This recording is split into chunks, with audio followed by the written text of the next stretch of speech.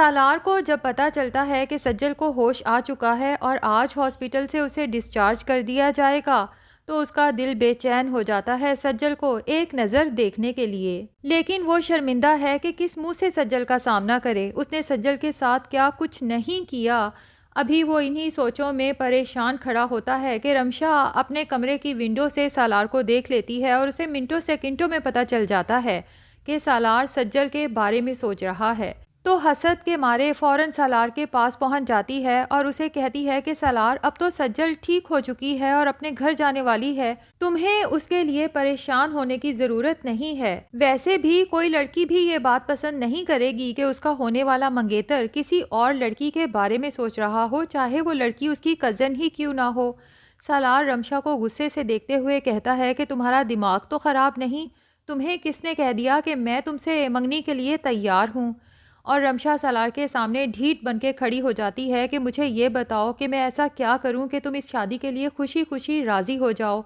जो तुम चाहते हो ना, मैं वो सब करने को तैयार हूँ। जिस पे सालार रमशा से कहता है कि अगर मेरी चाहत की बात है ना, तो मैं तो तुमसे कोई रिश्ता जोड़ना ही नहीं चाहता। जबकि रमशा दिल ही दिल में सोचती है कि तुम्हारे चाहने ना चाहने से क्या होता है। जब पापा तुम्हें इमोशनली ब्लैकमेल करेंगे तो तुम्हारे ना चाहने के बावजूद भी मुझसे शादी तो तुम्हें करनी ही पड़ेगी।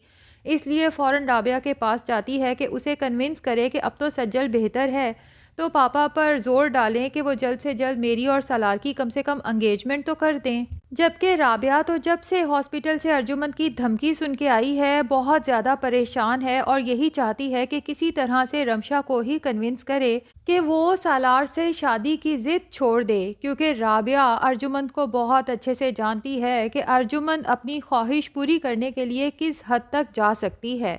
अर्जुमंद जो तैमूर पाशा को हासिल करना चाहती थी, उसे पता था कि तैमूर पाशा और मेहरुन्निसा एक दूसरे से बेलौस मोहब्बत करते हैं। लेकिन अर्जुमंद ने ऐसा खेल खेला कि मेहरुन्निसा इस दुनिया से ही रुखसत हो गई और तैमूर पाशा को हासिल करके ही सांस लिया। रमशा जब राबिया के पास आती है और उसे फोर्स करती है कि आप पापा को कॉल करें मेरे और सालार की मंगनी के बारे में, तो राबिया रमशा को समझाती है कि बेहतर ये है कि तुम सालार को भूल जाओ। मुझे नहीं लगता कि तुम्हारी और सालार की शादी हो गई तो तुम दोनों खुश रहोगे।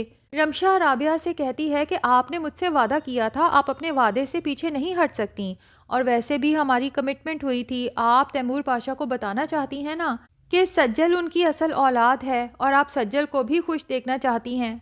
अगर आप ये सब चाहती हैं तो आपको मेरी शादी सालार से करवानी ही होगी, और अगर आप मेरी शादी सालार से नहीं करवाएंगी और उससे पहले ये राज खुल गया कि मैं नहीं बल्कि सज्जल तैमूर पाशा की औलाद है, तो एक बात याद रखें कि मैं अपनी जान दे दूंगी, क्योंकि मैं दोबारा से ये गुर्बत भरी ज़िंदगी गुजारने के लिए तैयार नहीं हूँ। एक दफ़ा सालार पाशा से मेरा निकाह हो जाता है, मेरा नाम उसके नाम के साथ जुड़ जाता है, तो मुझे पता है कि अर्जुमंद आंटी को ठिकाने कैसे लगाना है और सालार पाशा के दिल में मोहब्बत कैसे पैदा करनी है। उधर सालार अपने अंदर हिम्मत पैदा करता है सज्जल का सामना करने के लिए, बुके खरीदता है, लेकिन जब सज्जल की तरफ जा रहा होता है तो उसे रास्ते में ताबिश की बातें याद आती हैं, क्योंकि ताबिश ने सालार को सुना दिया था कि सज्जल तो तुमसे शादी के लिए अभी भी तैयार नहीं थी। वो तो शायद तुम्हारा प्रपोजल जिंदगी भर एक्सेप्ट ना करती। ये सारी मेरी गलती है, क्योंकि मुझे लगा था तुम सच में तब्दील हो चुके हो। मैंने ही सज्जल को कन्विंस किया कि उसे तुम्हारे प्रपोजल को एक्सेप्ट कर लेना चाहिए, लेकिन तुमने जो कुछ उसके साथ किया है ना सालार, अब तुम सारी ज़िंदगी सच्ची मोहब्बत के लिए तरसोगे। सालार की आंखों में आंसू आ जाते हैं और जब वो सज्जल के सामने पहुंचता है, उसे बुके देने की कोशिश करता है और उससे अपने किए की माफ़ी मांगता है। सज्जल तो सालार की तरफ देखना भी पसंद नहीं करती, तो सालार कहता है कि सज्जल, मैंने तो तुम्हारे साथ बहुत बुरा किया, इसके बावजूद भी तुमने अपनी जान पे खेल के मेरी जान बचाई। मुझे तो तुम्हारे इस एहसान का शुक्रिया अदा करने के लिए अल्फाज भी नहीं मिल रहे। सज्जल कुछ भी कहे बगैर वहां से उठ के जाने लगती है, लेकिन एकदम से लड़खड़ा जाती है तो सालार ही उसे सहारा देके दोबारा बेड पे बिठा देता है और सज्जल से कहता है कि प्लीज़ मुझे बताओ अगर मैं तुम्हारे लिए कुछ कर सकता हूँ। जिस पे सज्जल गुस्से से सालार की तरफ देखते हुए कहती है, मिस्टर सालार पाशा, अगर आप मेरे लिए सच में कुछ करना चाहते हैं तो बस एक काम करें, जितना हो सके मेरी नज़रों से दूर रहें। इसी दौरान ताबिश भी कमरे में दाखिल होता है और दोनों की गुफ्तगू सुन लेता है। फिर सालार की तरफ तंजिया देखता है, जैसे कह रहा हो कि अब तुम्हारी इन बातों का सज्जल पे कोई असर होने वाला नहीं है। और सालार को भी बुरी तरह से अंदाज़ा हो चुका है कि सज्जल वाकई ही आम लड़कियों की तरह नहीं है। काश सालार को ये बात बहुत पहले समझ आ जाती। सालार शर्मिंदा सर झुकाए वहाँ से चल देता है, लेकिन दिल ही दिल में बहुत बेचैन है, परेशान है कि किस तरह से सज्जल को यकीन दिलाए कि झूठी मोहब्बत का जो जाल उसने सज्जल को ट्रैप करने के लिए फेंका था, उसे खुद भी अंदाज़ा नहीं हुआ कि कब उस जाल में खुद ही फंसता चला गया और उसकी झूठी मोहब्बत सच्ची मोहब्बत में बदल गई। सालार काफ़ी देर सड़कों पे गाड़ी भगाता रहता है, उसका घर जाने का जी ही नहीं करता। फिर वो अपने दोस्त उमर शहरयार को कॉल करता है और उसे फ़ौरन मिलने का कहता है। उमर तो जब सालार से मिलने पहुंचता है तो उसकी आंखों में आंसू देखकर खासा परेशान हो जाता है। उसे तो यही लगता है कि सालार शायद इसलिए परेशान है कि आखिर उस पर गोली किसने चलाई। तो उमर उसे तसल्ली देता है कि अंकल ने सब मालूम कर लिया है, इसके पीछे दिलावर का काम है और अब अंकल उसे सख्त से सख्त सज़ा दिलवा के ही रहेंगे।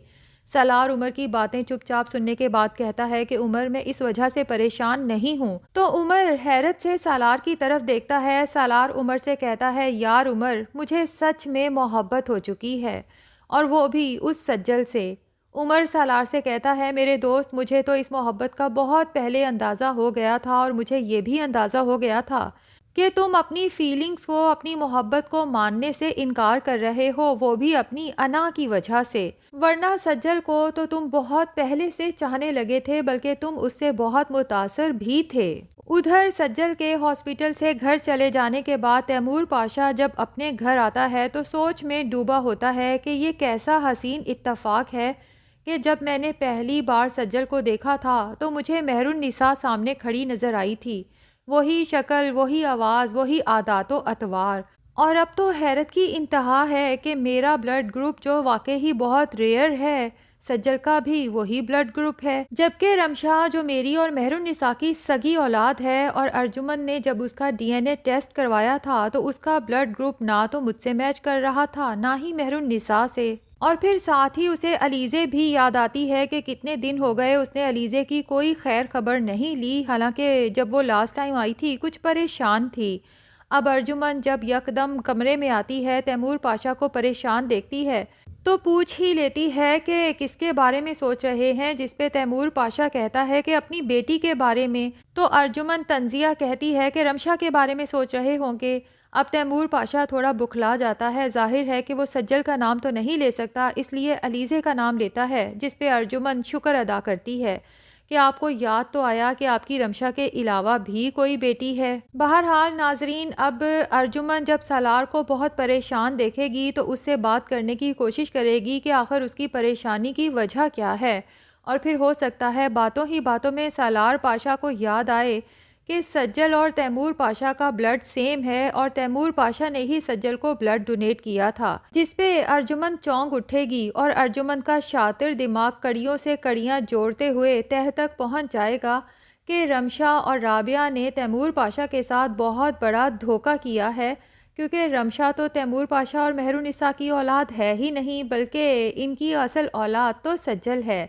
तो अर्जुमन को रमशा से इस कदर नफरत हो चुकी है कि हो सकता है सिर्फ रमशा को घर से निकालने के लिए खुद जाए और सज्जल को पूरी इज्जत और एहतराम से घर लेके आए। और जब उसे ये पता चले कि सालार सज्जल को चाहता है तो तैमूर पाशा को कन्विंस करे कि रमशा से नहीं बल्कि सालार से सज्जल की शादी होनी चाहिए। तो नाजरीन, एट द एंड सज्जल और सालार ने मिलना तो है, लेकिन देखना यह है कि सालार की सच्ची मोहब्बत पे सज्जल को कब और कैसे यकीन आता है। तो नाजरीन, आपको इन दोनों का कपल कैसा लगता है, कमेंट सेक्शन में ज़रूर बताएं। और अगर हमारे चैनल पे नए हैं तो प्लीज़ चैनल को भी सब्सक्राइब कर लें।